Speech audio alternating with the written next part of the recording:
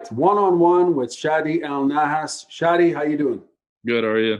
I'm doing great, man. I'm first of all, congrats on winning the gold medal 10 days ago at the Panamerican Senior Championships in Mexico, and also on winning the bronze medal at the Grand Slam in Hungary. That's last month, 35 days ago. So congratulations on that. For the record, I'm a big fan of yours. I find that you're a very intense competitor, and when you're on the mat, you always bring the fire and that passion. And it's you can see it in the photos, you can see it in the videos, and it's great to see a Canadian judo player with such intensity. Before we get into the specifics in regards to your recent your recent tournaments, I wanted to just do some icebreaker questions. The first one is, they're not all related to judo. The first one kind of is. Well, it is. First one is, what's the best piece of judo advice you've ever been given? I think is to pace yourself. I think that's the most important thing because I used to always rush and that would end really good or really bad. There was never in between. Or if I'm winning, I would still want to attack and like fight because that's just how I am. But I learned to pace myself. So, like for example, my bronze fight in Budapest, I like scored and then I didn't. I played it safe, which is the smarter way to do it. Interesting. Second question is, now you've traveled to many countries around the world for judo tournaments. Which country is your favorite to compete in and why? Actually, yeah, I was discussing that with my physio, and for in 2019 we took 49 planes, which is ridiculous. Wow. Yeah. Uh, honestly, uh, I'd say basic answer, but I'd say Japan. Japan, I like the environment. It makes it more serious. I think it's more you feel the vibe of like the crowd is kind of quiet, but it's filled with crowd. Like it's packed, so it's kind of intense. You feel it in the air. It's different from any other competition. Paris is amazing too, but I don't know. I think Japan because that's where it's like that's the city of judo, right? So every time I travel there, it's special. For sure. It seems like every judo player always tends to say Japan is the heart and soul of the sport, of course. Next question for you. If you could instantly become fluent in any language, what language would it be? Um, that's a good answer. Good question. Sorry. I'd So, say, uh, probably Russian, honestly, because I speak Arabic, French, and English, and French is very similar to a lot of languages. But I think Russian because I struggle most with the Georgians and Russians in the competition. So maybe that way I'll help. I can hear the coaches or something, and I'll understand what's going on a little bit more. you know what? I think you might be onto something there. There's definitely an advantage in learning a new language. And as you mentioned, judokas from that part of the world are extremely tough. And we'll get into that speaking about your, I think you fought Armin Adamian recently, I think in Hungary. And we'll get into that in a bit. But the next question is, if Tupac Shakur were to face off against the notorious Big in a judo match, who would win and how would they win? Let's get into that. Let's break it Okay, down. so I'd bet my money on Tupac. Tupac Okay. was always I love this. I like in Russia actually. I was alone for 2 weeks for camp, and that's all I watched. I watched like the documentary. I'd like try to solve the whole mystery of it by Right. myself. Right. I'd say Tupac. Tupac was more intense and very emotional, and that's kind of how I am too. So, and Biggie's more relaxed, and Right. he's more of a chill gangster. So I'd say Tupac. I think Tupac's very emotional and very aggressive and very like in it. So I'd bet my money on Tupac.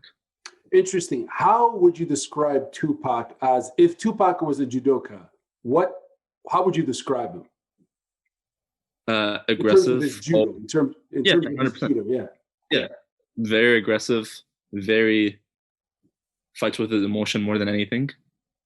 Always attacking, and like it's kind of like me, honestly. Like very open the way he fights. So either he'll get countered or he'll throw something like that. I think. And how about Biggie?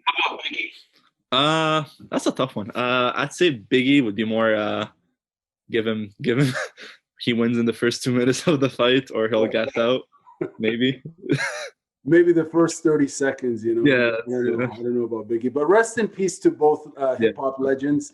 Last question for you, actually. If you could choose any two famous people, or maybe not famous, but people you admire that maybe are not famous, to have dinner with, who would they be? Honestly, yes. Who would it be? RIP, of course, Kobe Bryant, 100%. I think his mentality, I would like learn a lot from it. And I think he was just very smart business-wise and everything. I think that would help me a lot. And my grandfather, I think, from my dad's side, I've never met him because he passed away before I met him. My brother did, but I heard a lot of great stories of him and like his character and everything. And even when I was in Egypt, everybody on the street knew him. So I think that would have been, I would have learned a lot from him. Maybe even been a better person in some sense, you know. That's very cool. Which city in Egypt did you grow up in? I was born in Alexandria. Okay. Yeah, so we had the beach and everything. So right, that's right on the Mediterranean, right? Yes, yes. Right. Yeah. Interesting. So now, Shady, we'll transition into judo competition specific questions. Now, of course, in February 2020, you competed at the Paris Grand Slam and the Dusseldorf Grand Slam. Then, of course, everything got urinagied into oblivion due to this COVID-19 global pandemic. And of course, the 2020 Summer Olympic Games in Tokyo were canceled, along with just about everything and anything. It took 7 months before combat sports fans could watch the best in the world compete in the international sport of judo. My first question for you on this topic specifically is, how were those 7 months of no judo competition for you? How did you feel? What was, what were you thinking about during that time? And I guess, how would you summarize those 7 months of no competition? Honestly, I kind of needed a break. Of course, 7 months is a little bit long, but like I said, I took 49 planes in 2019. Injuries, my body was destroyed. So I needed a break. And I think that was very healthy for me to refresh my mind, because like in Paris, I got 5th and I was so close to a medal, but I didn't feel good. Dusseldorf, I threw the guy and then I landed in Osaikomi, which is like a really stupid way to lose. So my mind was kind of tired, and my body, of course. So I think that 7 months was good. And also, I'm a very like relaxed human being, I'd say, except when I'm fighting, of course. And I didn't give it much thought. Of course, when the Olympics, we got like 7, 8 emails saying, "Oh, Olympics are canceled. Never mind. We're sending our athletes. We're not sending our athletes." So it was like a roller coaster, on and off. So I learned after a couple months. I was like, it is what it is. I'm just gonna go with the flow, and whatever happens, happens. I try to stay in shape as best as I can, with my brother, of course, helping me, because we live together, thank God, and we both are athletes and we do the same sport. But yes, like of course it sucked, because after a few months you just want to fight, like you get the urge of fighting. And but at the end of the day, I learned to like just not give it much thought at the end until there's actually something happening. There were so many competitions about to happen, like, oh, we're scheduling this, and they would get canceled after a week. So you kind of learn to just, I'll like, even with Budapest, I was like, I'll believe it when I'm there, when I'm on the mats, So that's how I'm taking things till now. That's a really positive approach to it.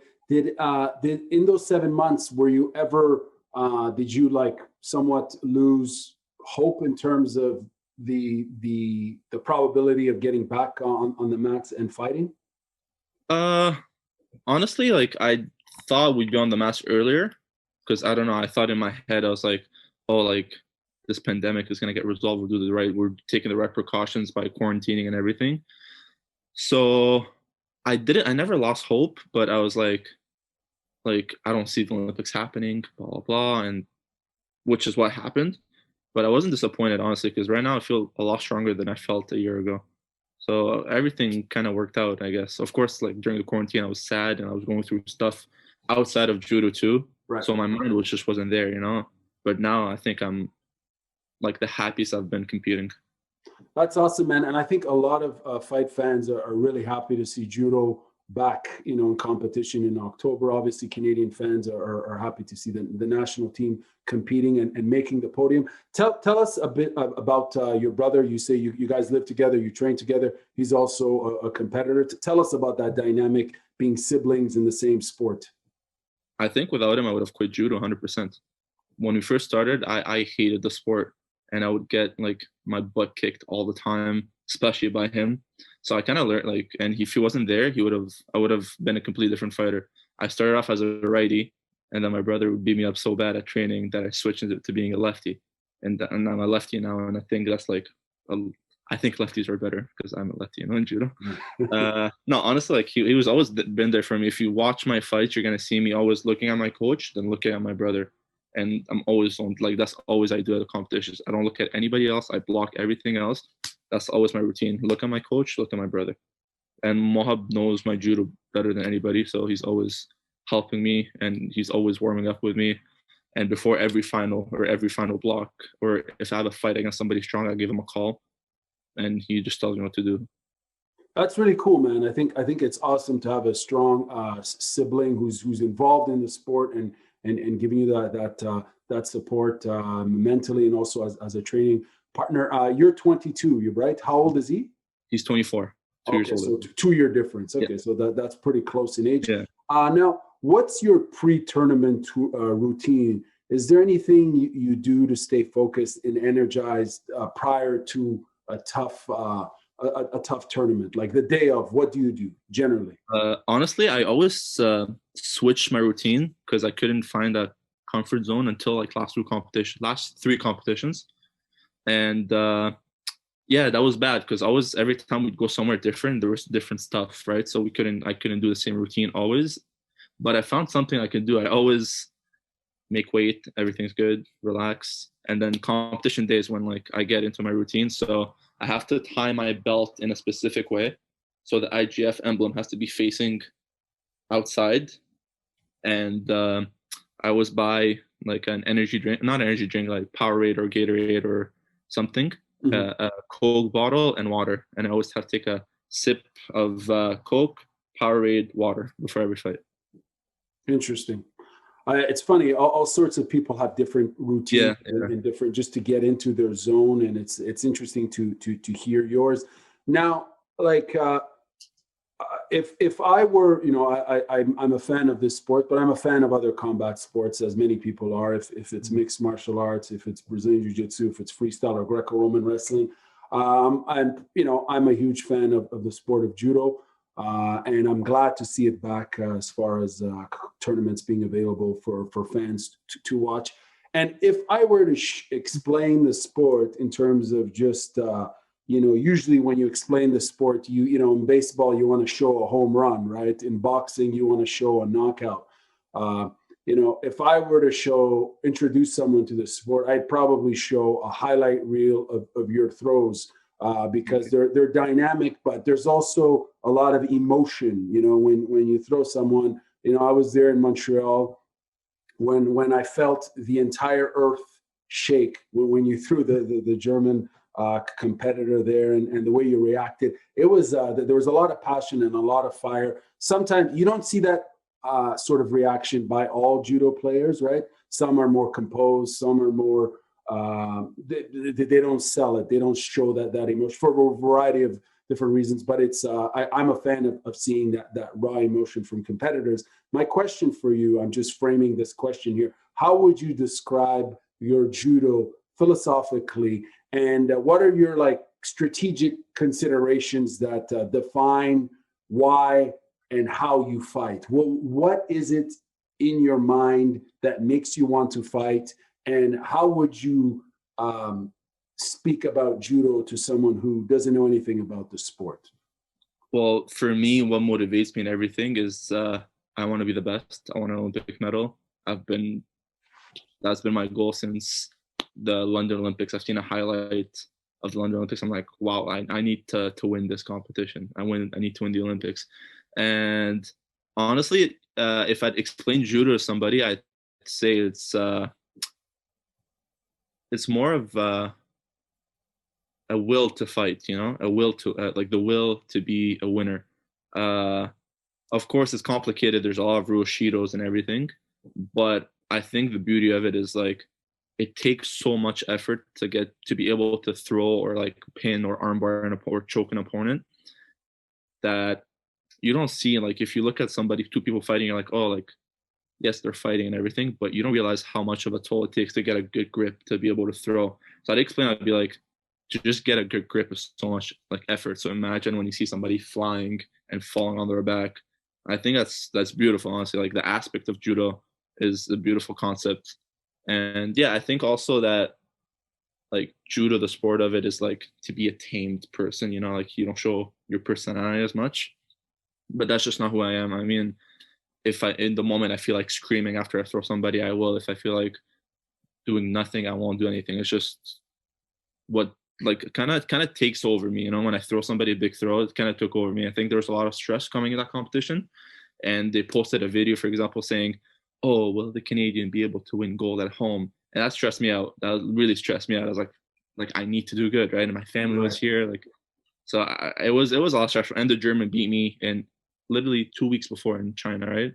Right. So it was a lot of emotion amped up, and it just came out. Looking at it now, everybody makes fun of me. It's like, like you screamed like an idiot. But honestly, yeah, it was. I looked stupid, but I love the feeling, so I don't care. What, you know, people are making fun of you for that, for real? Well, yeah, if you go on the Judo Gallery Instagram video of it, people are like, "Oh, that's so disrespectful." He like screamed. That's not the spirit of judo. I'm like, spirit of judo is to be a fighter. You can scream, you can do whatever. It's just judo doesn't have really. You gotta be a certain way, right? Just be a good fighter, be a respectful human being. The code of conduct of judo is to be a good person overall, right? So it doesn't matter if you scream or not. It's the way. It's a fighter's way, you know, fighter's life.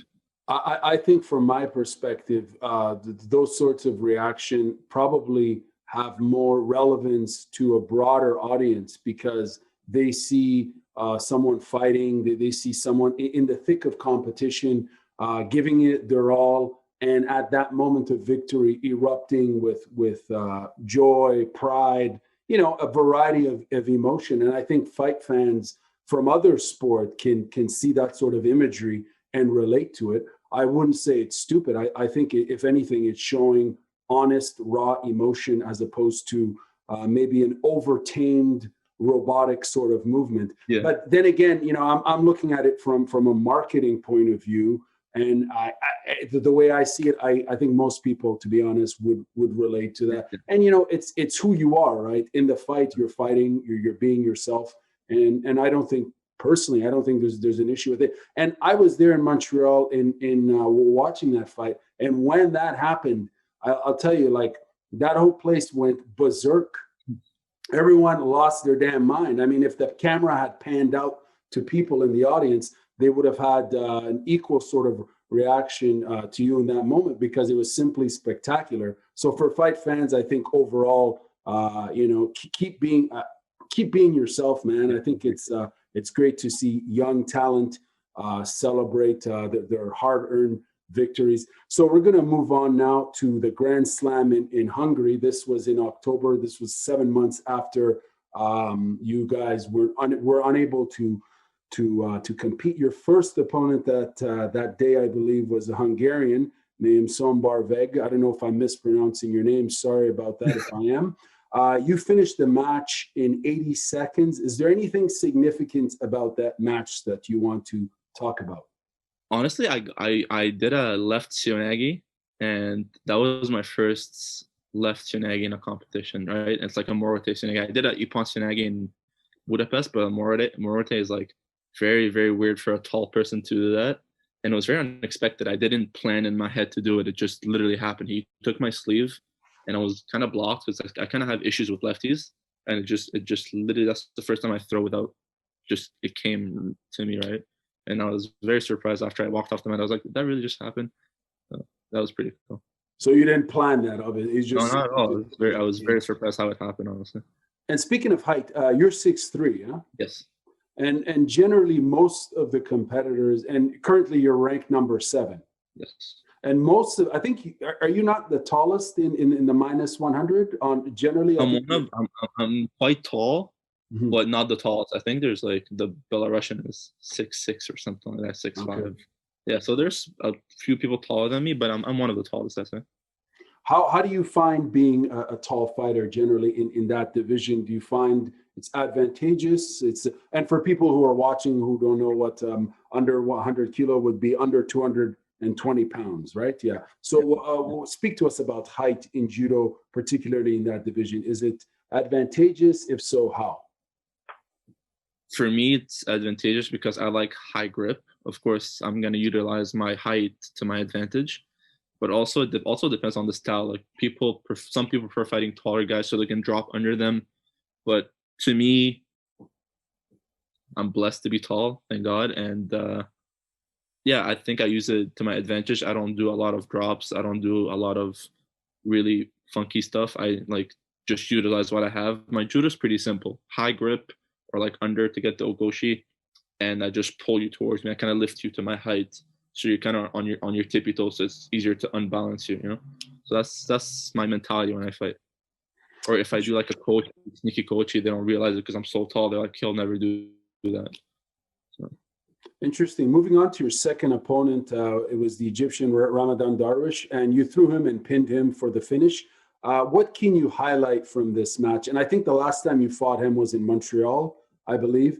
And it's funny because at the time it appeared that he was physically, I'm talking about Montreal. He seemed, I mean, he's been around for quite some time. He's a veteran of this sport, and he's generally very physically strong, as most competitors are in your division, in all divisions, quite frankly. But in Montreal, I recall watching him fight you, and he seemed to physically to be stronger than you at that time. But this time around, from my point of view, it seemed that you were more aggressive, quicker, and frankly, much stronger than him. Would it be fair to say that?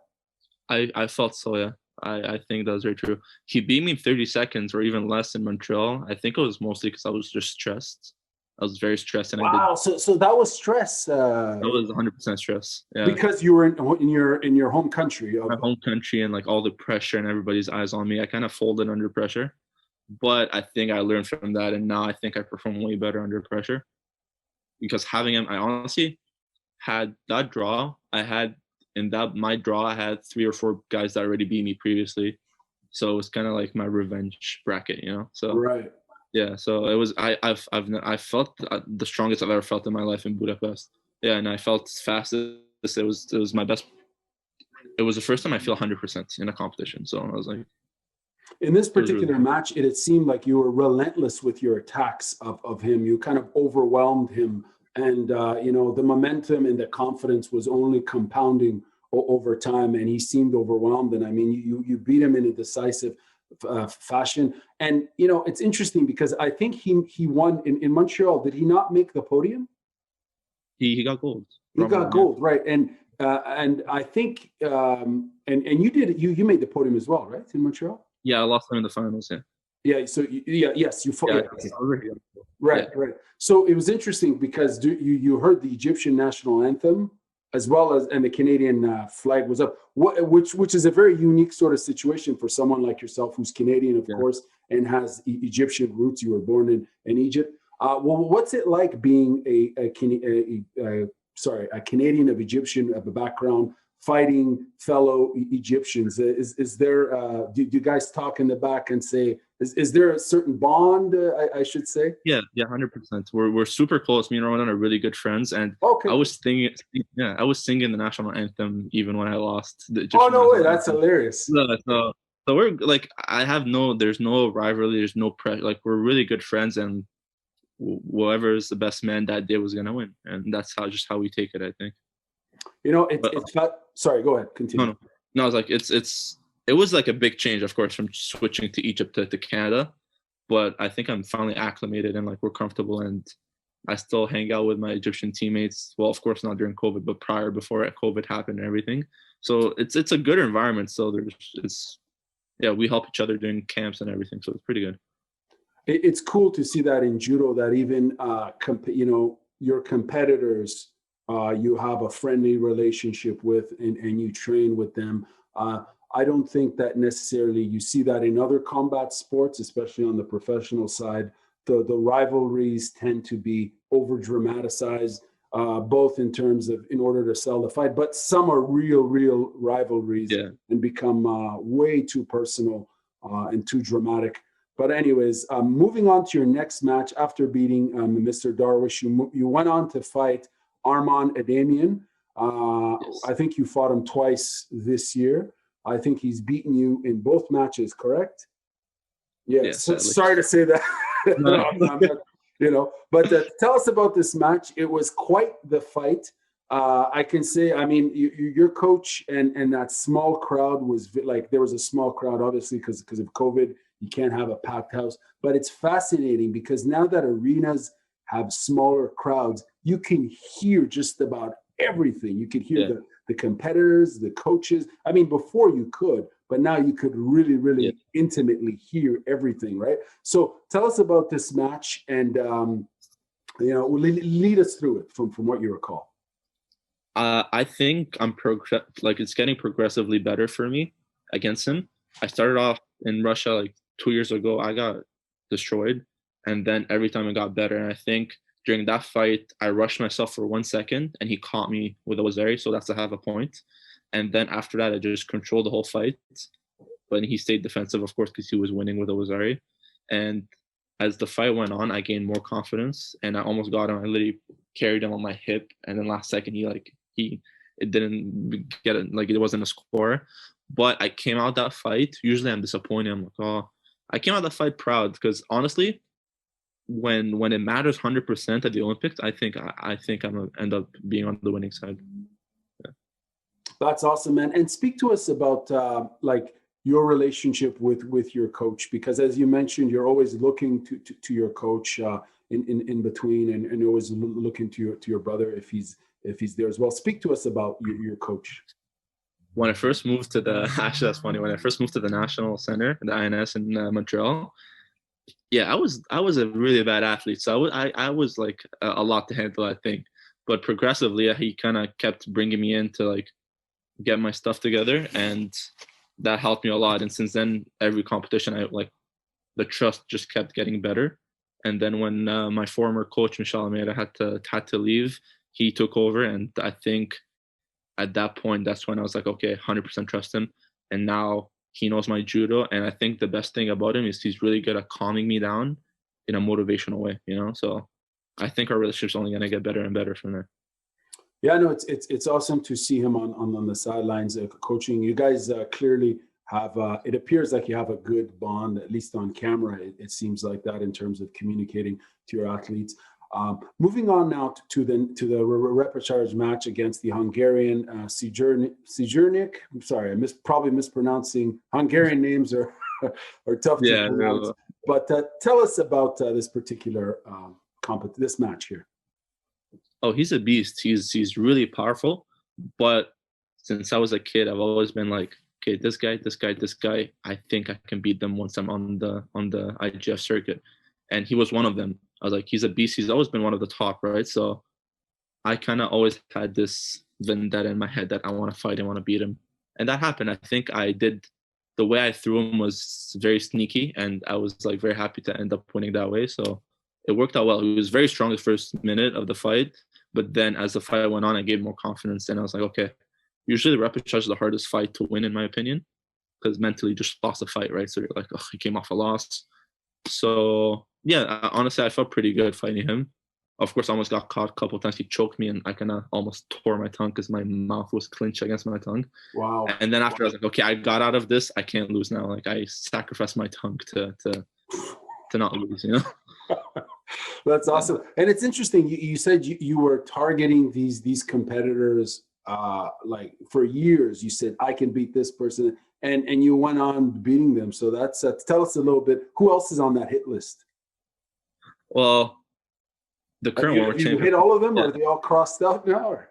No, there's still a few. Like I still didn't fight Lopartilani. That's like he was my idol as a kid, and now he's my rival. So I'd love to fight him in a competition. Sorry, you've never fought him? Have you met him at any training camps or anything? Yeah, like we know each other. We shake hands and everything, but I've never fought him. So that's on my bucket list. The reigning world champion Fonseca, I fought him in Budapest in a camp 3 or 4 years ago. 4 years ago, I think. And I was like, okay, I can do this. And then now it's 2-0 for me. So I think, and he's the world champion. He's not anybody, right? So Right. him too. Yeah. So it was pretty good. Yeah. And it's funny because when you threw the Hungarian in the repertoire match, his reaction was that of like, I don't want to say shock, but he was clearly frustrated, and you could see that raw emotion. I guess losing at home is no one wants to lose in front of a home crowd. Yeah. But moving on now, speak to us about your bronze medal match against the Belgian Tomas Nikiforov, I think it is. Yeah. Like I said, I fought Nikiforov in Visé in 2016 and 2017 in the semifinals, and I lost both of those fights, right, against him. So kind of in my head, I was like, okay, I'm gonna train, because he's always been one of the top, even though he was injured out for a year and a half. He came back and fought for a bronze, right? So that's a big deal. So in my head, I was like, okay, I've been working my butt off. Like, this is the time to show it, right? And I fought him, and I felt completely different from 4 years ago, of course, but I didn't expect it to feel that different, right? And like me feeling that way, I was like, wow, I'm feeling pretty confident I can win this, right? And that's what happened. Now, the different in the sense that you were physically stronger, or your movement was elaborate on different. Obviously, you're a different judo player than you were 4 years ago. But give us elaborate on that difference.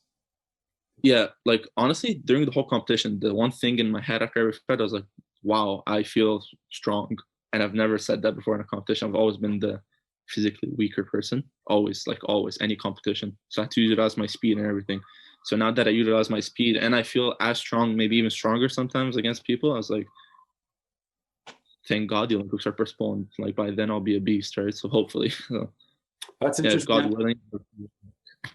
Yeah, I know. If God willing, be perfect. Right. Sorry, I interrupted there. You were saying? No, I was like, if God willing, and like I keep staying that way and I'm injury free, I think I have a really big chance of doing good at the Olympics. And I mean, you're 22, and you're only going to get physically stronger and stronger. I was looking at some of your previous interviews where you were talking about hitting the gym, right? In terms of putting on more muscle mass. What have you done in terms of, like, in the last, say, 2 years in terms of training? What other additional forms of training have you done to kind of become stronger, or to refine your technique as a whole?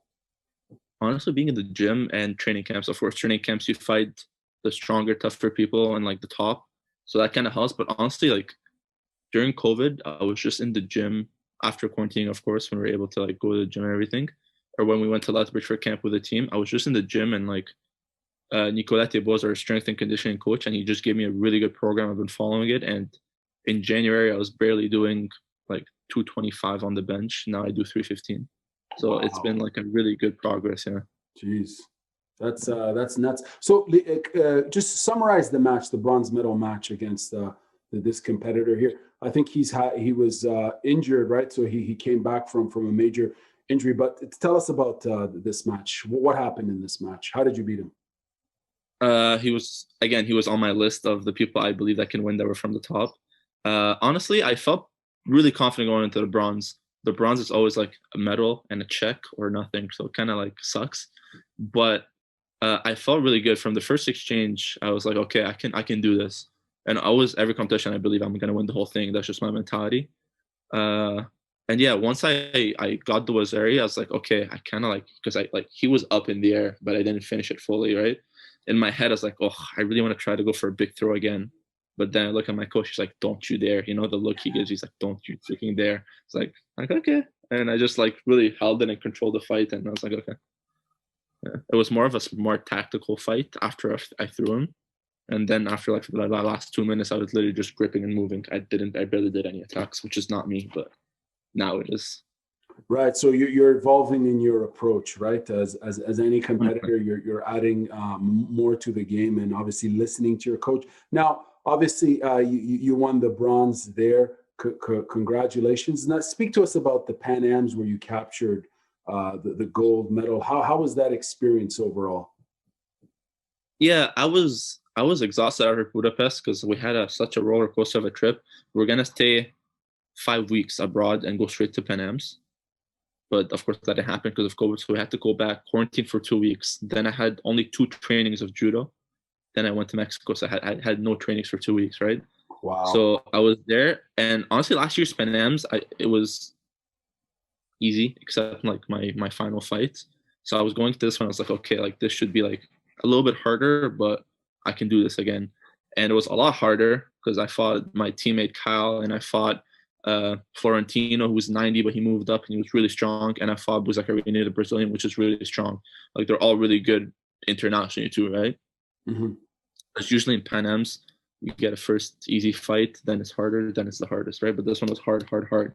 So it was challenging. I was very tired after the competition, but it went smoothly. Like, thank God. Now, you recently tweeted that, I quote here, "I feel alive when I'm on the mats." Elaborate on that. What is it about judo and training and competing that makes you feel alive? I was very tired before the COVID, and I was very, of course, like I love the sport, but I was just tired, and my body and my mind couldn't take it. Like I was just drained, and I needed a break. So every time I would just go from trip to trip, it would take a huge toll on me, and I kind of like wasn't happy. You know, I was like find another competition. It's almost done. Now I'm like, when I'm on the mats, last 2 tournaments, I wasn't like, oh, it's almost done. I was like, no, I want to fight some more, right? Right after Budapest, literally, finished competition, slept, woke up at 7 a.m., switched hotels, and went to training to do another camp. So, and I didn't, usually I take a few breaks, but I was so excited to fight again that I did.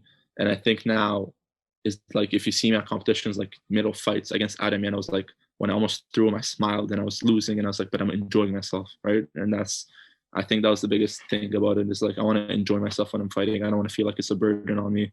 And again, that was the happiest I felt competing last 2 tournaments.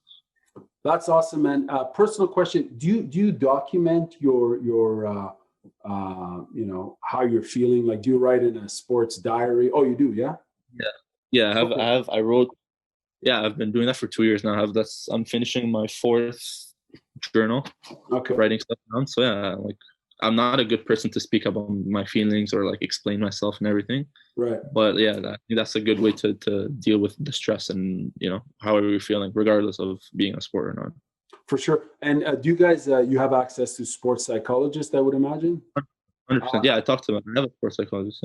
Yeah, and how's that experience as an elite, an international judo competitor? How important is it to have the access to a sports psychologist? How would you say it's changed your approach to competition, or has it? Yeah, before I tried it, I've always been reluctant to like do it because I was like, oh, like I'm not good at speaking, like I'm like it's not gonna help me, blah blah blah.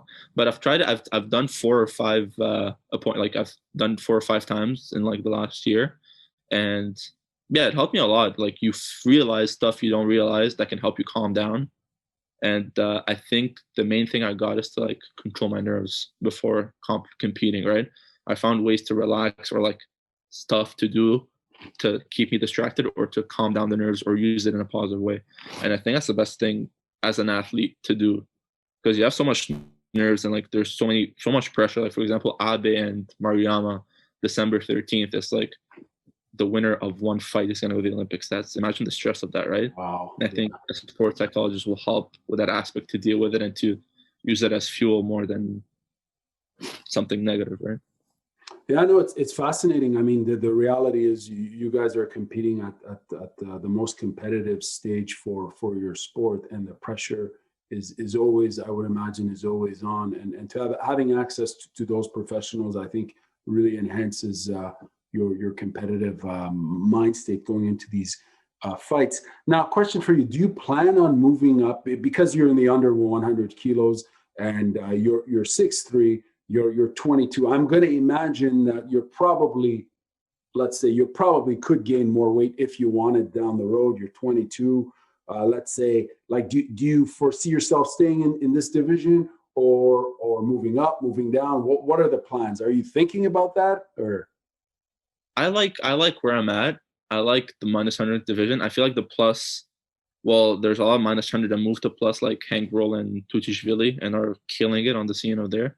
But I prefer 100. I think it's more competitive. I think they're still athletic. I think like I want a division where I still feel athletic, where I'm still fast, where I can use less and plus, of course, but I think right now 100 is one of the hardest divisions, like the minus 100, and I enjoy being in that. I think it's one of the most stacked. We're all like stacked as in we're all competitive. There's not really a like major number one in our division, and I think that just motivates me more to try to be that number one, right?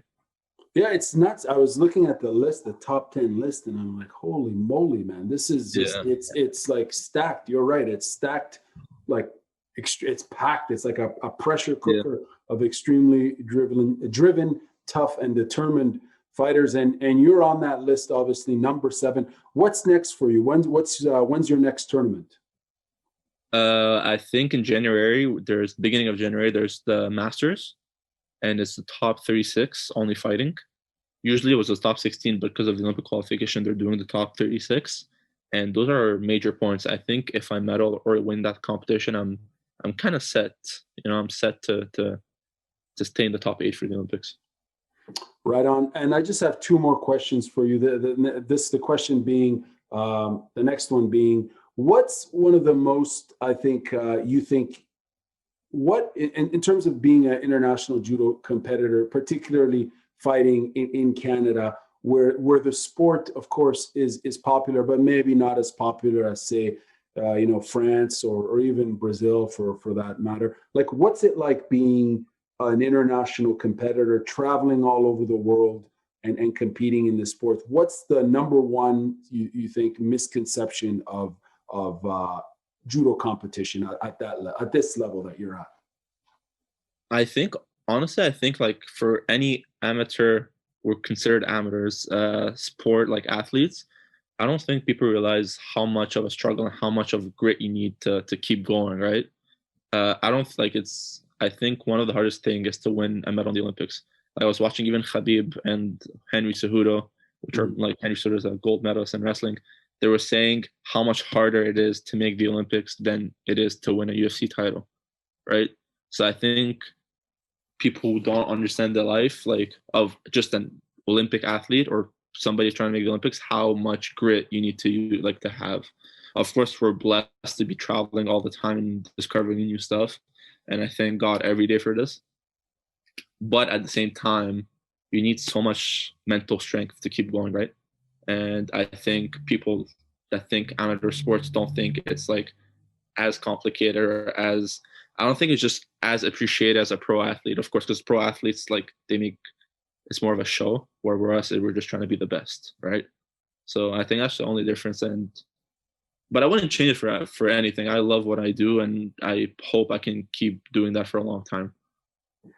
No, that's a really interesting answer, and it's one of those things that you tend to see a lot, particularly when you compare the pro and the amateur combat sports athlete. I think the following statement some people might not agree with, but I believe it to be true. I think making it to the Olympics alone is more of an achievement than winning a professional mixed martial arts title. I'm talking specifically to combat sports, whether it's judo, freestyle or Greco-Roman wrestling, boxing, taekwondo, karate now as well. I think making it to the Olympics, that alone, making it there, being there and competing is the biggest sporting achievement for any competitor, more so. And it's not to put down, professional mixed martial arts, but I think that is definitely more, it's competitive, but nowhere near. I mean, if you look at the volume, like how many fights do you do in one tournament? Probably upwards of 4 or 5, right? And I mean, in mixed martial arts, it's a different sport altogether. But it's funny how we're bombarded with a lot of interesting stories on the professional combat sports side, but I think the amateur side is slowly catching on. We're seeing more and more interesting stories from judo players as well as wrestlers and so on. Last question for you. I really appreciate you giving this interview. Last question for you. Where do you see yourself in like 4 years from now? What's the vision here? Honestly, I was always like, before COVID, I was always like, yeah, Olympics, gold medal, this, right? But now I'm just gonna play it month by month, year by year, and see where it takes me. Hopefully there's an Olympics. Hopefully I medal. Hopefully I get the gold, because that's what I want, and hopefully that's gonna happen. But I don't honestly. I just want to be. I don't want to just be like, win a medal and then be forgotten. I want to be remembered in the sport. I want to be one of the greats of the sport, and hopefully in 4 years I can try to achieve that, right? And also I just want to say, like, people like you who understand the sport, like, I can tell you're a fight fan, right? Regardless of what, and people like you who help spread the sport, or even just amateur sport, like, we appreciate, like, I appreciate that a lot. So thank you for that. Oh, thank you very much, man. And where can people follow you on social media? My Instagram is Shady El Nahas, and my Twitter's the same. And yeah, that's pretty much it. All right, man. Thank you very much for your time. I'm a big fan of yours, and I wish you all the best in your next competition. And hopefully we'll get to interview you again. So have a good night. Thank you. You too. Thank you.